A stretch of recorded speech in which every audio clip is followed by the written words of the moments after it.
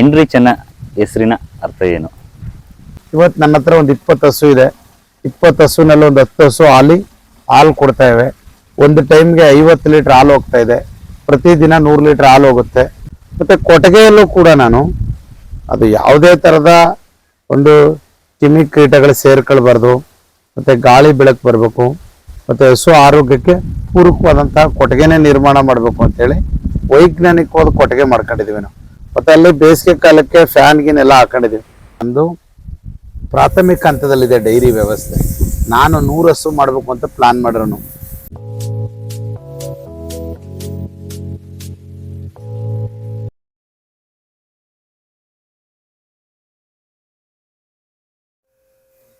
ನಮಸ್ಕಾರ ದೊಡ್ಡವ್ರಿಗೆ ಎಲ್ಲ ಹೆಂಗಿದ್ದೀರಾ? ಎಲ್ಲರೂ ಚೆನ್ನಾಗಿದ್ದೀರಾ ಅಂತ ತಿಳ್ಕೊಂಡು ಇವತ್ತಿನ ಬ್ಲಾಗ್ನ ಶುರು ಮಾಡ್ತಾ ಇದ್ದೀನಿ. ಅಂದಾಗೆ ಇವತ್ತು ನಿಮ್ಮನ್ನೆಲ್ಲ ಒಂದು ಕೃಷಿ ಕ್ಷೇತ್ರಕ್ಕೆ ಕರ್ಕೊಂಡ್ಬಂದಿದ್ದೀನಿ. ಕೃಷಿ ಕ್ಷೇತ್ರದಲ್ಲಿ ಮುಖ್ಯವಾದದ್ದು ಹೈನುಗಾರಿಕೆ.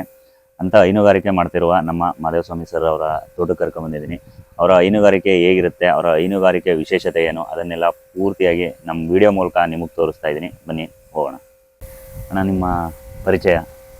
ನನ್ನ ಹೆಸರು ಮಹಾದೇವಸ್ವಾಮಿ ಎನ್ರಿಚ್ ಅಂತೇಳಿ, ಯಗ್ವಾಡಿಪುರ, ಅಲ್ಲಿ ಚಾಮರಾಜನಗರ PLD ಬ್ಯಾಂಕ್ ಅಧ್ಯಕ್ಷ ನಾನು.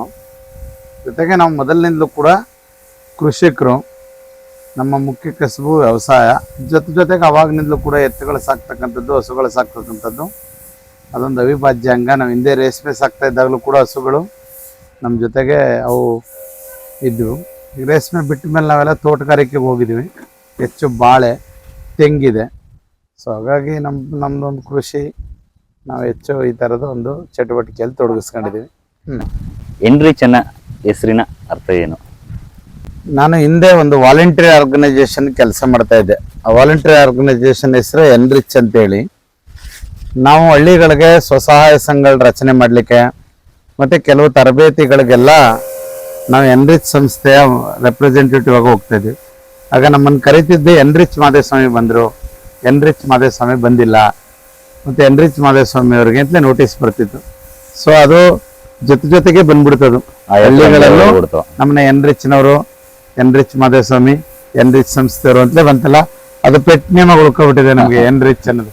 ಅದಕ್ಕೆ ಕೇಳಿದೆ. ತುಂಬಾ ವರ್ಷಗಳಿಂದ ನಾನು ಕೇಳ್ತಾ ಇದ್ದೆ, ಅದ್ರ ಅರ್ಥ ಏನು ಅಂತ ಗೊತ್ತಿರಲಿಲ್ಲ. ಅದಕ್ಕೆ ಇವಾಗ ಕೇಳಿದೆ. ಎನ್ರಿಚ್ ಮೀನ್ಸ್ ವರ್ಧನೆ, ವೃದ್ಧಿಸು, ಅಭಿವೃದ್ಧಿ ಅನ್ನೋ ಪದದ ಅರ್ಥ. ಆದ್ರೆ ಅದು ನನಗೆ ಬಂದಿದ್ದು ಹೇಗೆ ಅಂದ್ರೆ, ಎನ್ರಿಚ್ ಅಂತಕ್ಕಂಥ ಸ್ವಯಂ ಸೇವಾ ಸಂಸ್ಥೆಯಲ್ಲಿ ಕೆಲಸ ಮಾಡಿದ್ದಕ್ಕೆ ನಾವು ಆ ಸಂಸ್ಥೆಯನ್ನ ರೆಪ್ರೆಸೆಂಟ್ ಮಾಡ್ತಿದ್ದ ದಿನಗಳಲ್ಲಿ ನಮ್ಮನೆ ಎನ್ರಿಚ್ ಸಂಸ್ಥೆಯವ್ರು ಬಂದರು ಅಂತ ಅಂತಿದ್ದು, ಎನ್ರಿಚ್ ಮಾದೇವಸ್ವಾಮಿ. ಸೊ ಇಡೀ ಸ್ಟೇಟ್ ಲೆವೆಲಲ್ಲೂ ಕೂಡ ಅದು ಕೆಲವು ಸ್ತ್ರೀ ಶಕ್ತಿಯಲ್ಲಿ ನಾವು ಕೆಲಸ ಮಾಡಿದ್ವಿ, ಮತ್ತು ಗ್ರಾಮ ಸ್ವರಾಜ್ನಲ್ಲಿ ಕೆಲಸ ಮಾಡಿದ್ವಿ, ಮತ್ತು ಇಡೀ ರಾಜ್ಯದಲ್ಲಿ ಈ PDOs ತರಬೇತಿ ಮತ್ತು ಸ್ವಸಹಾಯ ಸಂಘಗಳ ತರಬೇತಿ, ಬೇರೆ ಬೇರೆ ಆಂಗಲಲ್ಲಿ ನಾವು ತರಬೇತಿ ಮಾಡುವಾಗ ನಾನು ಎನ್ರಿಚ್ ಸಂಸ್ಥೆಯ ಪ್ರತಿನಿಧಿಯಾಗಿ ಕೆಲಸ ಮಾಡಿದ್ದು. ಹಾಗಾಗಿ ನನ್ನನ್ನು ಎನ್ರಿಚ್ ಅನ್ನೋದು ನನ್ನ ಹೆಸರಿಗಿಂತಲೂ ಕೂಡ ಅದೇ ಮೊದಲು ಎನ್ರಿಚ್ ಮಾದೇವಸ್ವಾಮಿ ಅಂತಲೇ ಬರುತ್ತೆ. ನಿಮ್ಮ ಹೈನುಗಾರಿಕೆ ಬಗ್ಗೆ ಬಂದ್ಬಿಡೋಣ ಡೈರೆಕ್ಟ್. ಹೇಗೆ ಶುರುವಾಯಿತು ಈ ಹೈನುಗಾರಿಕೆಯ ಪ್ಲಾನಿಂಗ್ ಎಲ್ಲ ನಿಮ್ದು?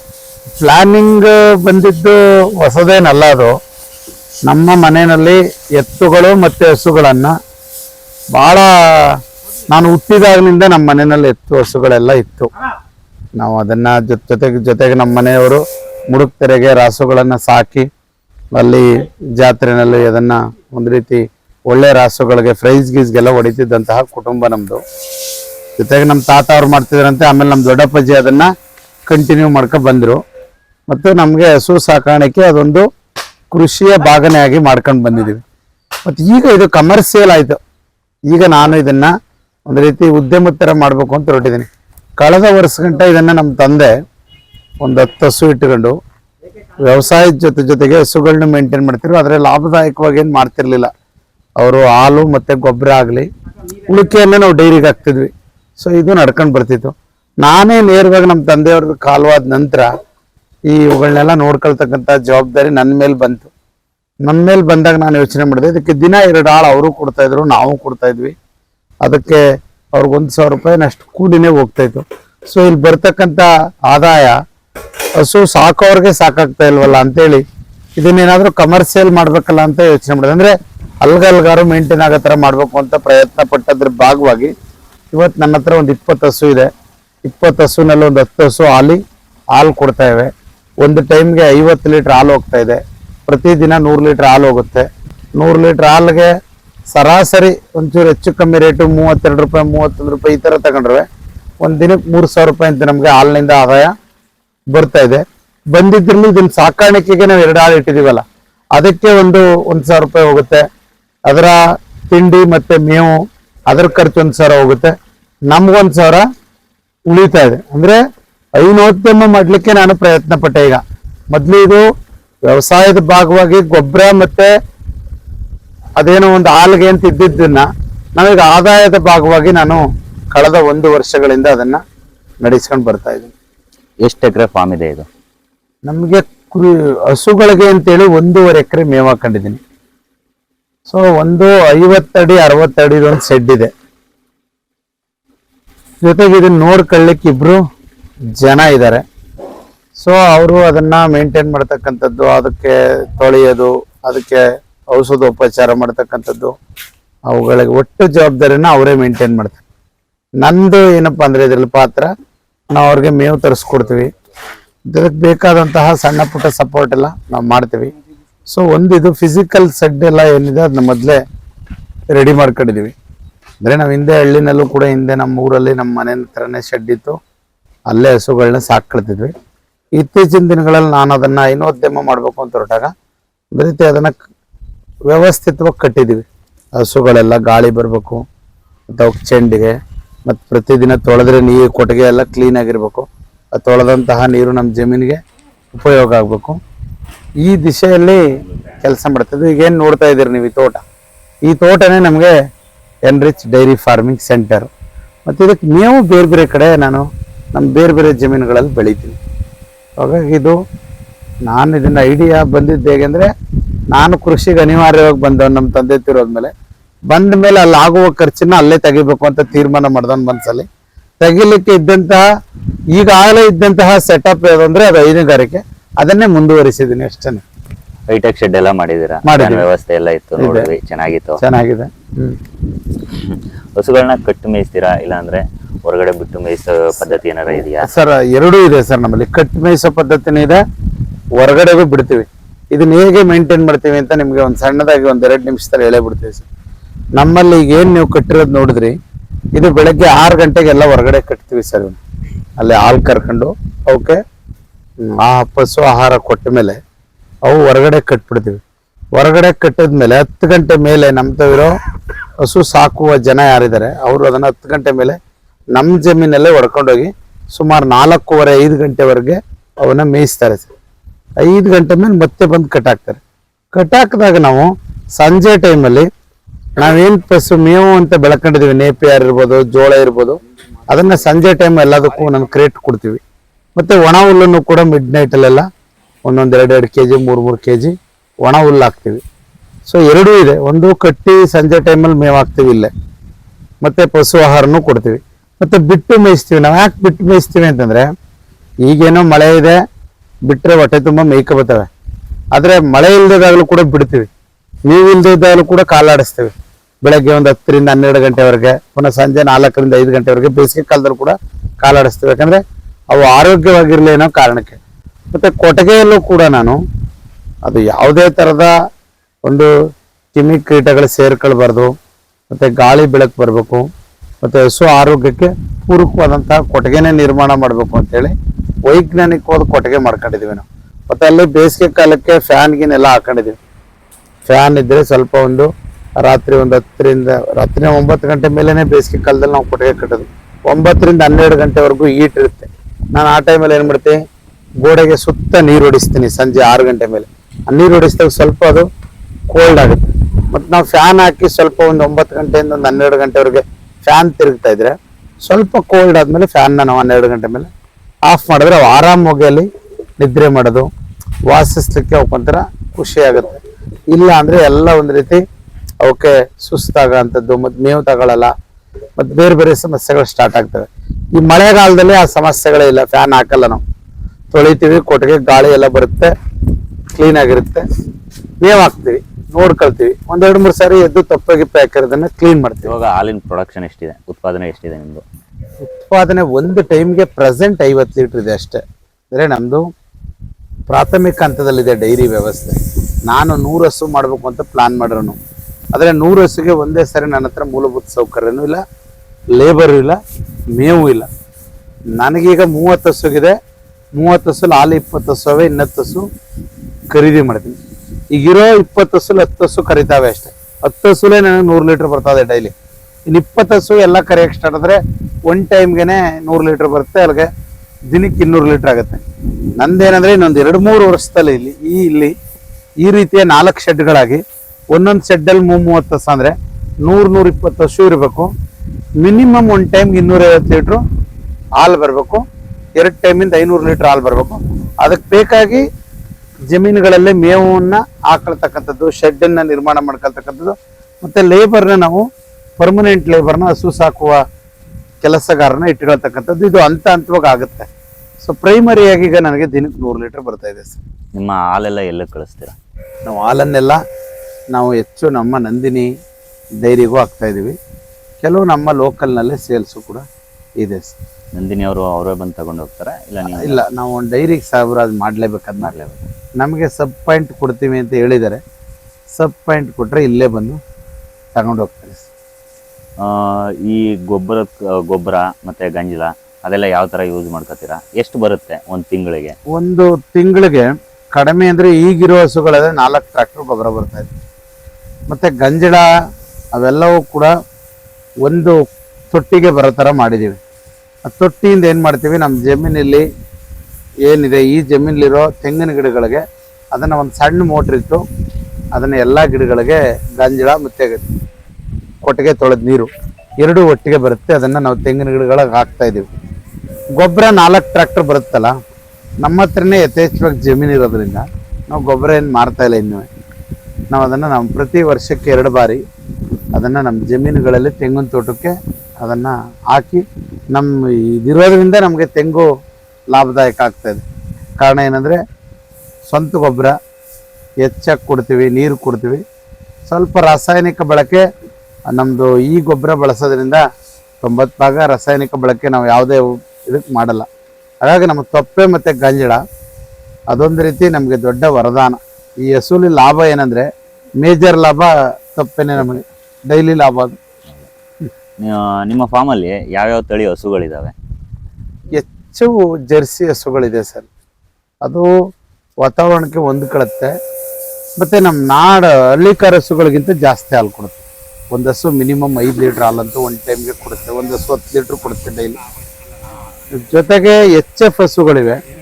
HF ಹಸುಗಳು ಬಂದು ಒಂದು ಟೈಮ್ಗೆ 10 ಲೀಟ್ರ್ ಕೊಡ್ತವೆ. 2 ಟೈಮಿಂದ ಕಡಿಮೆ ಅಂದರೆ 20 ಲೀಟ್ರ್ ಕೊಡೋ ಹಸುಗಳಿವೆ ನಮ್ಮ ಹತ್ರ. ನಾಡು ಹಸುನೂ ಇದೆ. ಬಟ್ ನಾಡು ಹಸು ಹಾಲು ಕೊಡಲ್ಲ, ಕಡಿಮೆ ಹಾಲು 1 ಲೀಟ್ರ್ 2 ಲೀಟ್ರ್ ಕೊಡುತ್ತೆ. ಅಂದರೆ ಅನಿವಾರ್ಯ. ಅದು ನಾವು ನಮ್ಮ ನೆಲದ ತಳಿಯೂ ಕೂಡ ಉಳಿಬೇಕು.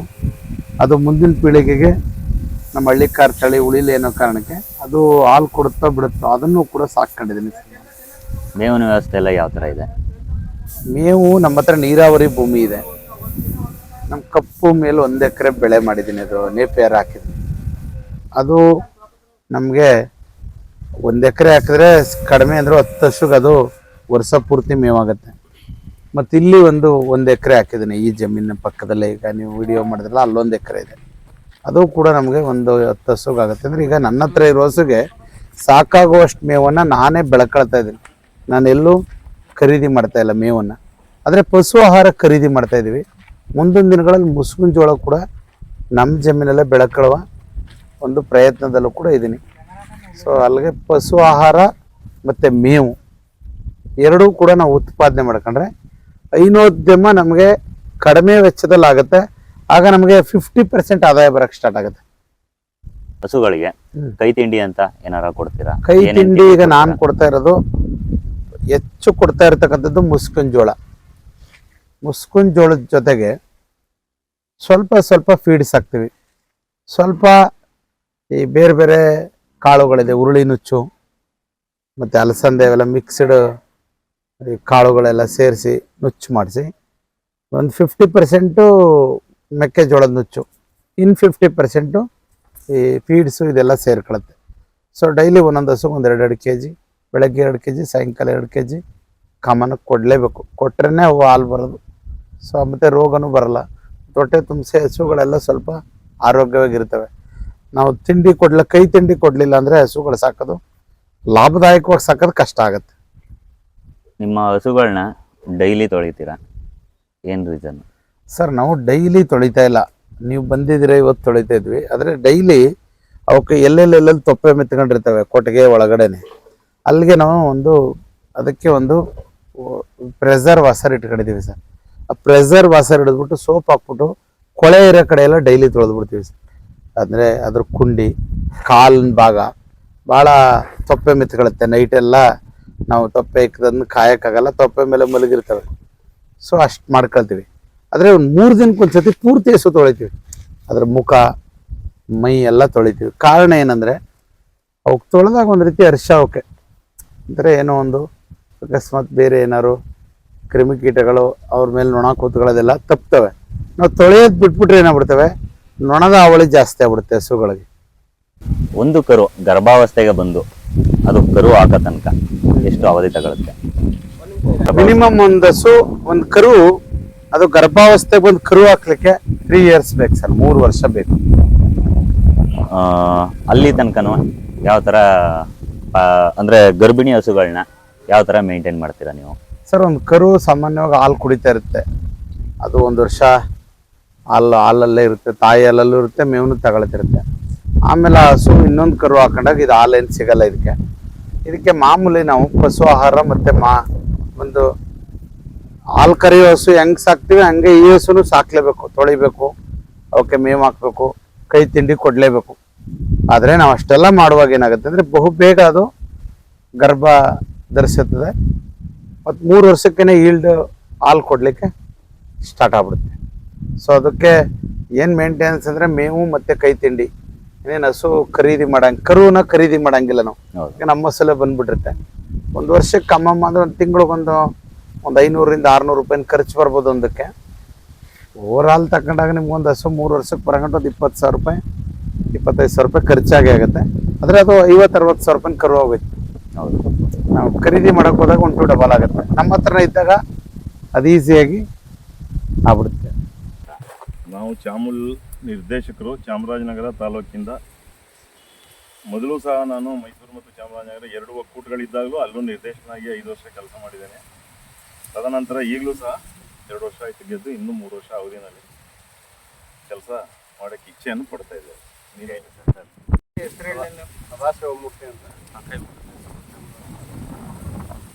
ಮೊದಲನೇ ಬಾರಿ ಆಯ್ಕೆಯಾಗಿ 2 ವರ್ಷ ಆಗಿದೆ. ಈಗಾಗಲೇ ನಮ್ಮ ಹಿರಿಯರು ಜೊತೆ ಕೂಡಿ ಅವರು 2ನೇ ಬಾರಿ ಆಯ್ಕೆ ಆದ್ದರಿಂದ ನಾವು ರೈತರ ಪರವಾಗಿ ಏನೇನು ಸವಲತ್ತುಗಳನ್ನ ಒಕ್ಕೂಟದಿಂದ ಬರೋಂಥ ನೇರವಾಗಿ ರೈತರಿಗೆ ತಲುಪಿಸೋವಂಥ ಕೆಲಸವನ್ನು ಮಾಡ್ತಾಯಿದ್ದೀವಿ. ಮೇವೊಂದು ವೆರೈಟಿ ಯಾವುದು? ಇದು ಕೋತ್ರಿ ಅಂತ. ಇದು ಹೆಚ್ಚು ಬಳಕೆ ಮಾಡ್ತಾರೆ ನಮ್ಮ ಜಿಲ್ಲೆ ಮತ್ತು ಎಲ್ಲ ಗ್ರಾಮದಲ್ಲಿ ಎಲ್ಲಿ ನಮ್ಮ ಡೈರಿಗಳಿದೆ ಅಲ್ಲಿ ರೈತರಿಗೆ ಸಬ್ಸಿಡಿ ಮುಖಾಂತರವಾಗಿ ಇದನ್ನು ನೇರವಾಗಿ ಅವರ ಮನೆ ಬಾಗಿಲಿಗೆ ತಲುಪಿಸುವಂಥ ವ್ಯವಸ್ಥೆ ನಮ್ಮ ಒಕ್ಕೂಟದಲ್ಲೂ ಕೂಡ ಚಾಮೂಲ್ ಕಡೆಯಿಂದ. ನಮ್ಮ ರೈತರಿಗೆ ಏನೆಲ್ಲ ಫೆಸಿಲಿಟೀಸ್ ಕೊಡ್ತೀರಾ ಹೈನುಗಾರಿಕೆಗೆ ಬಂದರೆ ಚಾಮೂಲ್ ಕಡೆಯಿಂದ? ಹೈನುಗಾರಿಕೆಗೆ ಬಂದರೆ ಮೊದಲಾಗಿ ಪ್ರತಿ ಹಳ್ಳಿಯಲ್ಲೂ ಕೂಡ ಸಂಘಗಳನ್ನ ಮಾಡ್ತೀವಿ. ಮಹಿಳಾ ಮತ್ತು ಪುರುಷರ ಸಂಘ ಅಂತ ಮಾಡ್ತೀವಿ. ಅದು ಮೊದಲು ರೈತರಿಗೆ ಮೊದಲ ಹೆಜ್ಜೆ. ನಂತರದಲ್ಲಿ ಕೂಡ ಹಾಲನ್ನ ಸರಿಯಾದ ಸಮಯಕ್ಕೆ ಶೇಖರಣೆ ಮಾಡಿ ಪ್ರತಿ 10 ದಿನಕ್ಕೆ ಒಂದು ಸಾರಿ ಬಟಾವಣೆಯ ಹಣದ ದುಪ್ಪಟವನ್ನು ಅವ್ರ ಅಕೌಂಟ್ಗೆ ಕೊಡೋಂಥ ವಿಚಾರ ನಮ್ಮಲ್ಲೂ ಕೂಡ ಇದೆ. ಹಾಗೆ ಮುಂದಿನ ಹಂತಗಳಲ್ಲಿ ಹೆಚ್ಚು ಹಸು ಸಾಕಣೆ ಮಾಡೋಕ್ಕೆ ಮೊದಲಾಗಿ ನಾವು ಏನು ಬಿತ್ತನೆ ಕಾಂಡ ಅಂತ ಹೇಳ್ತೀವಿ, ಈಗ ಹೇಳಿದ್ನಲ್ಲ ಕೋತ್ರಿ ಅಂತ, ಇದು ಈ ನೇಪಿಯರ್ಲಿ ಇನ್ನೂ ಒಂದು ಸೆಕ್ಷನ್ ವೆರೈಟಿಗಳನ್ನ ಒಂದು 4-6 ವೆರೈಟಿಗಳನ್ನ ಇಂಥ ಮುಖ್ಯ ರೈತರುಗಳಿಗೆ ಹೆಚ್ಚು ಆಸಕ್ತವುಳ್ಳವರು ಹೆಚ್ಚು ಹಾಲು ಉತ್ಪಾದನೆ ಮಾಡೋವಂಥ ಹೆಚ್ಚು ಹಸು ಸಾಗಣೆಗೆ ಮೇವು ಒದಗಿಸೋ ಉದ್ದೇಶದಲ್ಲಿ ಅದನ್ನು ಕೊಡ್ತೀವಿ. ಪಶು ಆಹಾರ ಕೊಡ್ತೀವಿ ಮತ್ತು ಪಶು ವೈದ್ಯಕೀಯ ಸೇವೆಯನ್ನು ಮಾಡ್ತೀವಿ. ಈಗ ಪ್ರತಿ ರೈತರು 100 ರೂಪಾಯಿ ಆ ಸಂಘದ ಟೋಕನ್ನ ಕಟ್ಟಿ ಅವರು ದೂರವಾಣಿ ಮುಖಾಂತರ ಒಕ್ಕೂಟಕ್ಕೆ ಸಿಗುತ್ತಾರೆ. 1000 ರೂಪಾಯಿವರೆಗೂ ಚಿಕಿತ್ಸೆನ ಫ್ರೀಯಾಗಿ ಬರೆಸ್ತೀವಿ. ಹಾಗೆ ಅನಿಮಲ್ ಇನ್ಶೂರೆನ್ಸ್ ಮಾಡಿಸ್ತೀವಿ ಪ್ರತಿ ವರ್ಷ. ಹಾಗೆ ಈಗ ಪ್ರತಿ ವರ್ಷದ ಏನು ಸಂಘಕ್ಕೆ ಲಾಭ ಬಂದಾಗ ಆ ಸಂಘದಿಂದ ಆ ರೈತರಿಗೆ ಬೋನಸ್ ಮುಖಾಂತರವಾಗಿ ವಿತರಣೆ ಮಾಡ್ತೀವಿ. ಕಾಮದಿಂದ ಏನಾದ್ರು ವಿಶೇಷವಾಗಿ ರಬ್ಬರ್ ಮ್ಯಾಟು ಚಾಪ್ ಕೊಟ್ಟರು ಅನುದಾನ ಕೊಟ್ಟರೆ ಅದನ್ನು ಕೂಡ ಕೊಡ್ತೀವಿ. ಪ್ರತಿ ರೈತರಿಗೆ ಆ ಹಸು ಮತ್ತೆ ಹೆಚ್ಚು ಉತ್ಪಾದನೆ ಮಾಡೋಕ್ಕೆ ಜನನ ಆಗಬೇಕು ಕರು. ಅದಕ್ಕೆ ನಮ್ಮಲ್ಲಿ ಎ ಅಂತ ಕರಿತೀವಿ, ಫ್ರೀ ಅನಿಮಲ್ ಇಂಜೆಕ್ಟೆಡ್ ಮಾಡೋಕ್ಕೆ ರೈತರ ಮನೆ ಮಗಳಿಗೆ ಕಳಿಸ್ತೀವಿ. ಇನ್ನು ಹಲವಾರು ವ್ಯವಸ್ಥೆಗಳಿದೆ ನಮ್ಮಲ್ಲಿ. ಈಗ ನಾವು ಹೇಳಿದಾಗೆ ಜಂತುಳ ಮಾತ್ರೆ ಅದೆಲ್ಲ ಪಶು ವೈದ್ಯಕೀಯ ಒಳಗಡೆನೇ ಬರೋದು, ಅದನ್ನು ಬಿಡಿಸಿ ಒಂದು ವಿಚಾರ ಇಲ್ಲ. ಜಿಲ್ಲೆಯ ಹಾಲು ಒಕ್ಕೂಟದ ಪ್ರೊಡಕ್ಷನ್ ಎಲ್ಲ ಎಲ್ಲಿ ನಡೆಯುತ್ತೆ? ನಮ್ಮ ಜಿಲ್ಲೆ ಪ್ರೊಡಕ್ಷನು ಈಗ ಕುದೇರ್ ಅಂತ ಒಂದು UHD ಘಟಕ ಮಾಡಿದ್ದೀವಿ. ನಮ್ಮ ಜಿಲ್ಲೆಗೆ ಒಂದು ಪ್ರತ್ಯೇಕವಾದ ಒಕ್ಕೂಟವನ್ನು ಮಾಡಿಕೊಟ್ರು ಹಿಂದೆ ಸಚಿವರಾಗಿರೋರು HS ಮಾದೇವಪ್ರಸಾದ್ ಅವರು. ಅದಾದ ಅವರು ಮಾಡಿದ ಮೊದಲ ಹೆಜ್ಜೆ ಹೊಸ ಬೋರ್ಡ್ ಬಂತು, ಇದು 2ನೇ ಅವಧಿ ಬೋರ್ಡು. ನಾವು ಈಗ ನಮ್ಮಲ್ಲಿ ಮೊದಲು ಸುಮಾರು 2,20,000 10,000 ಹಾಲು ಉತ್ಪಾದನೆ ಆಗ್ತಿತ್ತು. ಈಗ 3,15,000ರಿಂದ 20,000 ಉತ್ಪಾದನೆ ಪ್ರತಿದಿನ ಆಗುತ್ತೆ.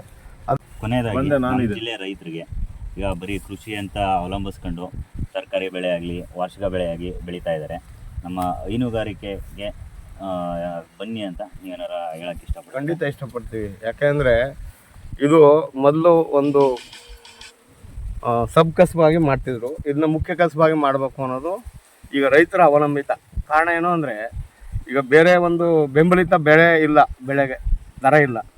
ಸೊ ನಮ್ದು ಆಗಿಲ್ಲ, ನಮ್ಮದು ನಿಗದಿತವಾದ ಒಂದು ಲೀಟ್ರಿಗೆ ಇಷ್ಟೇ, ಪ್ರತಿ ಲೀಟ್ರಿಗೆ ಇಷ್ಟು ದರ ಅಂತ ನಾವು ಒಕ್ಕೂಟದ ಪರವಾಗಿ ಆಡಳಿತ ಮಂಡಳಿ ಮತ್ತು ಸರ್ಕಾರನೂ ಕೂಡ ನಿಗದಿ ಮಾಡಿರುತ್ತೆ ಆ ಒಕ್ಕೂಟಕ್ಕೆ ಸಂಬಂಧಪಟ್ಟಂಗೆ. ಈಗ ಚಾಮರಾಜನಗರ ಒಕ್ಕೂಟ 30 ರೂಪಾಯಿ 85 ಪೈಸೆ ಕೊಟ್ಟರೆ ಪ್ರತಿ ಲೀಟ್ರಿಗೆ. ಈಗ ಹೆಚ್ಚು ಮಾರುಕಟ್ಟೆ ಇರೋಂಥ ಒಂದು ಒಕ್ಕೂಟಗಳು 1 ರೂಪಾಯಿ 50 ಪೈಸೆ ವ್ಯತ್ಯಾಸದಲ್ಲಿ ದರನ ರೈತರಿಗೆ ನೇರವಾಗಿ ಕೊಡ್ತಾರೆ. ಅದರಿಂದ ಇದು ಒಂದು ನಿಗದಿತವಾದ ದರ ಇರೋದು ಮತ್ತು ಒಂದು ಸರಾಸರಿ ವ್ಯಾವಹಾರಿಕವಾಗಿ ನಡೆಯೋ ಒಂದು ನಿಟ್ಟಿನಲ್ಲಿ ಇರೋದ್ರಿಂದ ರೈತರು ಇದನ್ನು ಅವಲಂಬಿತ ಆದರೆ ಒಳ್ಳೆಯದು ಅಂತ ನನ್ನ ಭಾವನೆ. ನೇಪೇರ ಎಷ್ಟು ಒಂದು ಟನ್ಗೆ ಎಷ್ಟು ಕೊಡ್ತೀರಾ ಸರ್? ಪ್ರತಿ ಕೆಜಿ ಲೆಕ್ಕ ಇದು ನಮ್ಮಲ್ಲಿ.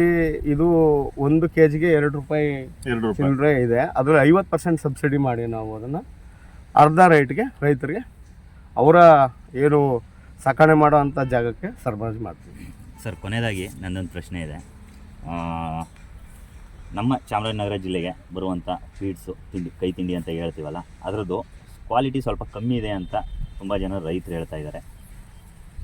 ಆಯಿತು, ಈಗ ನಮಗೆ ಅದ್ರ ಬಗ್ಗೆ ಗಮನ ಬಂದಿಲ್ಲ, ತಾವೇ ಮೊದಲಾಗಿ ಹೇಳ್ತಿರೋದು. ಯಾಕಂದರೆ ಹಿಂದೆ ನಮಗೆ ಹಾಸನ ಡೈರಿಯಿಂದ ಅಂತ ಬಸವ ಆಹಾರ ಇತ್ತು. ಈಗ ಇನ್ನೊಂದು ಹೊಸ ಘಟಕಗಳು ಮಾಡಿದ್ದಾರೆ. ಅದನ್ನೇನೋ ಸಣ್ಣ ಪುಟ್ಟ ವ್ಯತ್ಯಾಸ ಇದ್ದರೆ ಅದನ್ನು ಸಂಬಂಧಪಟ್ಟಂಥ ಅಧಿಕಾರಿಗಳ ಗಮನಕ್ಕೆ ತಂದು ಅದನ್ನು ಸರಿದೂಗಿಸೋಕ್ಕೆ ನಾವು ಕಾಲಕ್ರಮ ತಗೋತೀವಿ. ಈಗಾಗಲೇ ಹಾಗೆ ರೈತ ಕಲ್ಯಾಣ ಟ್ರಸ್ಟ್ ಅಂತ ನಮ್ಮಲ್ಲಿ ಒಂದು ರೈತರ ಪರವಾಗಿ ಒಂದು ಟ್ರಸ್ಟ್ನ ಮಾಡಿ ಅಲ್ಲೂ ಬರೋವಂಥ ಲಾಭ ನಷ್ಟನ ಸರಿದೂಗಿಸಿ ರೈತರಿಗೆ ಪ್ರತಿಯೊಬ್ಬ ರೈತ 60 ವರ್ಷದ ಒಳಪಟ್ಟವನು ಮರಣ ಹೊಂದಿದರೆ ಅವನಿಗೆ ಅಂದರೆ 60 ವರ್ಷದ ಮೇಲ್ಪಟ್ಟವ್ರಿಗೆ 15,000 ಕೊಡ್ತೀವಿ. ಅದೇ ವಿಮೆ ಯೋಜನೆ ಜೀವನ್ ಸುರಕ್ಷಾ ಯೋಜನೆಯಲ್ಲಿ ಅದನ್ನು ಇನ್ಶೂರೆನ್ಸ್ ಮುಖಾಂತರ ಮಾಡಿದ್ರೆ 1 ಲಕ್ಷ ರೂಪಾಯಿ 50 ವರ್ಷದ ಒಳಪಟ್ಟ ರೈತ ಮರಣ ಹೊಂದಿದ್ರೆ ಅವನಿಗೆ 1 ಲಕ್ಷ ಕೊಡುವಂಥ ವ್ಯವಸ್ಥೆ 180 ದಿನ ಹಾಲು ಸರಬರಾಜು ಮಾಡಿರಬೇಕು. ಆ ರೈತ ಸರಾಸರಿ ನಿಕಟವಾಗಿ ಸಂಘದ ಒಡನಾಟ ಅಂದರೆ ಹಾಲು ಸರಬರಾಜು ಮಾಡೋ ನಿಟ್ಟಿನಲ್ಲಿದ್ದರೆ ಅವನಿಗೆ ಆ ಸೌಲಭ್ಯನೂ ಕೂಡ ದೊರೀತಾ ಇದೆ ನಮ್ಮಲ್ಲಿ. ಹಾಗೆ ಈ ಒಕ್ಕೂಟದ ವ್ಯವಸ್ಥೆ ಒಳಗೂ ಕೂಡ ಕೆಲಸ ಮಾಡೋಂಥ ಸಂಘದ ಕಾರ್ಯದರ್ಶಿಗಳು, ಹಾಲು ಪರೀಕ್ಷಕರು, ಸಹಾಯಕರಿಗೆ ಯಾವ ಒಕ್ಕೂಟ ಮಾಡಿದೆ ಏನೋ ಗೊತ್ತಿಲ್ಲ. ನಮ್ಮ ಒಕ್ಕೂಟ ಈಗ ಅವರ 60 ವರ್ಷ ನಿವೃತ್ತಿ ಏನು ಅವ್ರಿಗೆ ನಿವೃತ್ತಿ ಅಂತ ಬೇರೆ ಒಂದು ವರ್ಚಸ್ಸಲ್ಲಿ ಹೇಳಿದ್ರೆ, ನಾವು ಅವರ ಅಂತಿಮ ದಿನಗಳ ಜೀವನ ನಮ್ಮ ಸಂಘಕ್ಕೆ ಸೇವೆ ಮಾಡಿದ್ದಾರೆ. ಆದರೆ ಮುಂದಿನ ಜೀವನನೂ ಕೂಡ ಅವರು ಚೆನ್ನಾಗಿರಲಿ ಅನ್ನೋ ಒಂದು ನಿಟ್ಟಿನಲ್ಲಿ ಹಿಂದೆ ಒಂದು ತೀರ್ಮಾನ ಮಾಡಿದಾಗ ಅದನ್ನು ಈಗ ನಾವು 5 ಲಕ್ಷ 3 ಲಕ್ಷ 7 ಲಕ್ಷದ ಸಹಾಯಧನವಾಗಿ ಅವ್ರಿಗೆ ನೀಡ್ತಾ ಇರೋಂಥ ವ್ಯವಸ್ಥೆನೂ ಕೂಡ ಚಾಮರಾಜನಗರ ಜಿಲ್ಲಾ ಹಾಲು ಒಕ್ಕೂಟದಲ್ಲಿ ಇದೆ. NH ಮಾದೇಶಮ್ಮಣ್ಣ ಅವರು ಒಂದು ಹೊಸ ಹೆಜ್ಜೆ ಅಂದರೆ ಹಿಂದೆ ರೈತ ಕುಟುಂಬ ಇದ್ದರೂ ಕೂಡ ಒಂದು ಹೊಸ ಹೆಜ್ಜೆನ ಮಾಡಿ ನಾವು ಮಾರ್ಗದರ್ಶನವಾಗಿ ಇನ್ನೊಬ್ರಿಗೆ ಆದರ್ಶವಾಗಬೇಕು ಅಂತ ಹೊಸ ಕೊಠಡಿಗಳನ್ನ ಮಾಡಿ ಈಗ ನಮ್ಮಲ್ಲಿ ಸಿಕ್ಕಂಥ ತಳಿಗಳನ್ನು ನಮ್ಮನ್ನು ಕೂಡ ದೂರವಾಣಿ ಮುಖಾಂತರ ಮಾಡಿ ನಮಗೆ ಈ ಥರ ಬಿತ್ತನೆ ಕಾಂಡಗಳು ಬೇಕು, ನಾವು ಇದನ್ನು ಹೆಚ್ಚು ಹಾಲು ಉತ್ಪಾದನೆ ಮಾಡಿ ನಮ್ಮ ಜಿಲ್ಲೆಯಲ್ಲೇ ಒಕ್ಕೂಟ ಆಗಿದೆ, ಹೆಚ್ಚು ಹಾಲನ್ನು ಸರಬರಾಜು ಮಾಡಿ ನಾವು ಬೆಳಿಬೇಕು, ನಮ್ಮ ಒಕ್ಕೂಟನ ಬೆಳೆಸ್ಬೇಕು ಅನ್ನೋ ನಿಟ್ಟಿನಲ್ಲಿ ಕೂಡ ಅವರು ಹೊಸ ಹೆಜ್ಜೆ ಇಟ್ಟಿದ್ದಾರೆ. ಅವ್ರಿಗೂ ಕೂಡ ಶುಭವಾಗಲಿ ಅಂತ ಹಾರೈಸ್ತಾ ಇವ್ರ ಥರ ಸಾವಿರಾರು ರೈತರು ಹೆಚ್ಚು ಹಾಲನ್ನು ಉತ್ಪಾದನೆ ಮಾಡಿ ನಮ್ಮ ಒಕ್ಕೂಟಕ್ಕೆ ಸರಬರಾಜು ಮಾಡಲಿ ಅಂತ ಕೇಳ್ಕೊತಾ ಇದ್ದೀನಿ. ಈ ಡೈರಿ ಫಾರ್ಮಿಂಗ್ ಸ್ಟಾರ್ಟ್ ಮಾಡಿದಾಗ ಎನ್ರಿಚ್ ಡೈರಿ ಫಾರ್ಮಿಂಗ್ ಸ್ಟಾರ್ಟ್ ಮಾಡಿದಾಗ ನಮ್ಮ ಜಿಲ್ಲೆಯ ಎಲ್ಲ ನಿರ್ದೇಶಕರುಗಳು, ವಿಶೇಷವಾಗಿ ಚಾಮರಾಜನಗರ ಜಿಲ್ಲೆಯ ನಿರ್ದೇಶಕರು ಅಧ್ಯಕ್ಷರುಗಳ ಸಂಪರ್ಕಕ್ಕೆ ಹೋದಾಗ ನಾನು ಅವರು ನಮಗೆ ಮೊದಲು ಮೇವು ರೆಡಿ ಮಾಡ್ಕೊಳ್ಳಿ, ಮೇವು ಕೊಟ್ಟಿಗೆ ರೆಡಿ ಇದ್ರೆ ಮಾತ್ರ, ಮತ್ತು ಲೇಬರು ಭಾಳ ಮುಖ್ಯ. ಇನ್ನು ಉಳಿದಿದ್ದೆಲ್ಲವನ್ನು ನಾವು ಸಪೋರ್ಟ್ ಮಾಡ್ತೀವಿ ಅಂತ ಹೇಳಿದ್ರು. ಅದೇ ಪ್ರಕಾರವಾಗಿ ಈಗ ನಮಗೆ ಮೇವು ಬಿತ್ತನೆ ಬೀಜವಾಗಿ ಕೊಟ್ಟರು, ಮೇವನ್ನ ಬೆಳೆದಿದ್ದೀವಿ ಈಗ. ಅದಲ್ಲದೆ ಮೆಡಿಕಲ್ದು ಅದು ನಮಗೆ ಹೇಳಿ ಕೇಳಿ ಬರಲ್ಲ ಸಮಸ್ಯೆ. ಅದು ಯಾವಾಗ ಅಂದರೆ ಅವಾಗ ಒಂದು ಸಾರಿ ಕರು ಹಾಕುವಾಗ ಪ್ರಾಬ್ಲಮ್ ಆಗ್ಬೋದು, ಅಥವಾ ಇದಕ್ಕಿದ್ದಲ್ಲೇ ಜ್ವರ ಬರ್ಬೋದು, ಅಥವಾ ಮೇವು ತಿಂದೇ ಇರ್ಬೋದು ಹಸು. ಈ ಕರು ಇದಕ್ಕೆಲ್ಲ ತಕ್ಷಣವೇ ಚಾಮರಾಜನಗರ ಜಿಲ್ಲಾ ಹಾಲು ಒಕ್ಕೂಟದ ಡಾಕ್ಟರ್ಗಳೇನಿದ್ದಾರೆ ಅವ್ರ ನಿರ್ದೇಶಕರು ಅಥವಾ ಅವ್ರ ಆಡಳಿತ ಮಂಡಳಿ ಯಾರೇ ಒಂದು ಫೋನ್ ಮಾಡಿ ಹೇಳಿದ್ರು ಕೂಡ ವಿತಿನ್ 1 ಅವರಲ್ಲಿ ಬಂದು ಅಟೆಂಡ್ ಮಾಡ್ತಾಯಿದ್ದಾರೆ. ಇದುವರೆಗೆ ಈ ಕ್ಷಣದವರೆಗೆ ಆ ರೀತಿ ಒಂದು ಸೇವೆಯನ್ನು ಹಾಲು ಒಕ್ಕೂಟ ನಮಗೆ ನೀಡ್ತಾ ಇದೆ. ಅದೇ ರೀತಿ ಬೇರೆ ಬೇರೆ ನನಗೆ ಒಂದು ನೀವು ಚಾಪ್ ಕಟ್ಟರ್ ಬೇಕಾದರೆ ಸಾಂದರ್ಭಿಕವಾಗಿ ಕೊಡಿಸ್ತೀವಿ ಅಂತ ಹೇಳಿದ್ದಾರೆ. ಮತ್ತೊಂದು ಸರ್ ನನಗೆ ಇದನ್ನೇ ಕೊಡೋಕೆ ಬಂದರು, ಏನು ಹಾಲು ಕರೆಯುವ ಯಂತ್ರವನ್ನು. ನಾನು ಸ್ವಲ್ಪ ಇನ್ನೂ 10-15 ವರ್ಷ ಮಾತ್ರ ಕರಿತಾ ಇರೋದು. ಈಗಲೇ ಅದು ಬೇಡ, ಲಾರ್ಜ್ ಸ್ಕೇಲಲ್ಲಿ ಅದ ತಗೊಳ್ಳೋಣ ಅಂತೇಳಿ ನಾನೇ ಅದನ್ನು ಬೇಡ ಅಂತಂದೆ. ಒಟ್ಟಾರೆ ಚಾಮೂಲ್ ನಮಗೆ ವಿಶೇಷವಾಗಿ ಈಗ ಈ ಒಂದು ಹೈನೋದ್ಯಮ ಮಾಡಲಿಕ್ಕೆ ಎಲ್ಲ ರೀತಿಯಿಂದಲೂ ಪೂರಕವಾಗಿ ನಿಂತಿದೆ ಸರ್.